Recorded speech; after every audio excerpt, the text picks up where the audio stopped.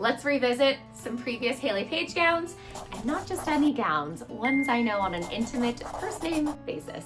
I'm actually packing these beauties up today because I'm donating them to the Cornell costume collection, but it just felt right to give them one last sparkle send-off.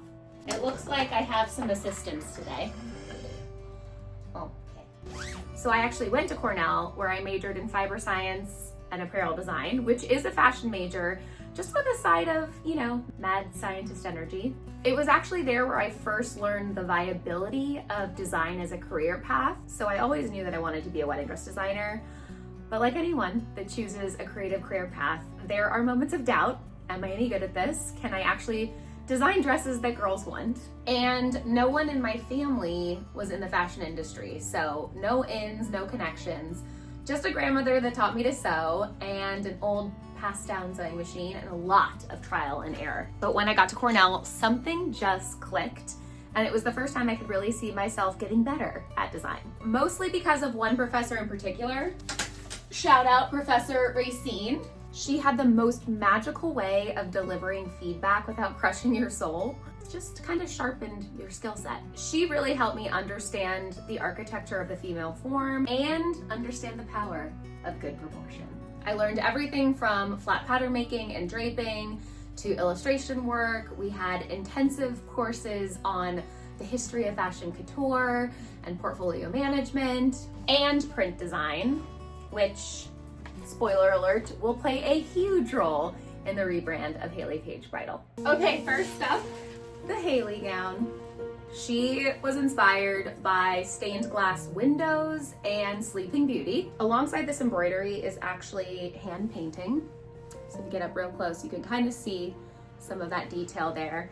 And then she's got a multifaceted sparkle explosion because I used not just traditional crystal rhinestone, I used alabaster and iridescence and opals.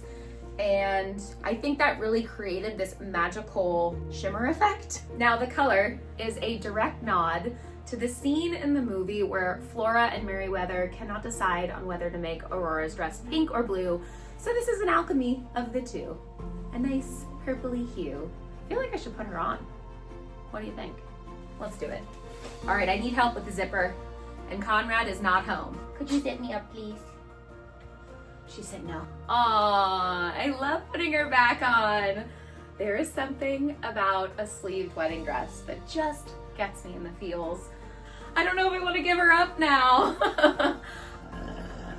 I know, should we not give her up? Too late. I think this is Winnie's favorite. Mind you, I did wear sleeves in the middle of July, so make your own rules. Don't let weather dictate or compromise your fashion choices. Are you ready for the next one? She is a shooting star in gown form. I actually wore this for the reception, and she's a wee bit sheer, so that was fun. There she is. Absolutely love her artwork. This took quite a bit of time to nail all the proportions. Everything has a purpose in this dress. She actually never ended up on the collection, so she was more of a one-hit wonder, but she did make an appearance at the SAG Awards, courtesy of Zuri Hall, who absolutely smashed this look. Oh, this is a little more sheer than I remember it being, but she's still pretty sexy.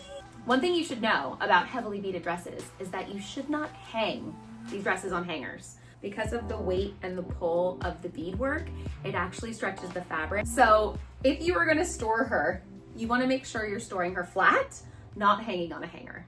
So much fabric. The Paige gown. She literally takes up the whole space. Sorry, Winnie. I loved this dress. It was a cropped ball gown before its time. And a little trick I learned on the wedding day is that you need a really good Peter sham to help hold the skirt ball gown up. If you don't have that, you will be constantly pulling up the dress. But that is something I didn't learn until I wore this magical number. She is sartorial in bloom, a confectionery masterpiece. All of the flowers are hand painted. I'm actually not donating this one, I'm holding on to her because Conrad loves this dress. Little story. Before I met Conrad, he went to a wedding and the bride was wearing the Paige gown. And so when we were first dating, I was kind of going through my dresses and showing him my work, and he was like, I know that dress. He's like, I saw it at a wedding once, and I thought it was the most magical dress. And he did say magical. So that makes this dress extra, extra special to me. We're gonna hold on to it. She has become quite the reference dress for the new collection. Oh, Paige. You wanna get down?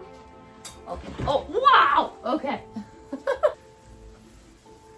I love, and Conrad loves this dress because she's so girly and magical, and I feel like a little woodland fairy. She's also got like a killer train that just goes on and on for days. All right, it is time to pack these girlies up, but don't worry, this is not goodbye. This is just a see you in the fabulous fashion archives. As for Cornell, I hope you like your science with a side of sparkle like me. And don't worry, we will be doing more revisits like this of iconic Hayley Paige dresses because I want to hear from you what you would love to see and what textures and embellishments and novelties we need to bring back for the newest collection or remix. And with that, cheers to packing up the past, but also stitching some goodness into the future.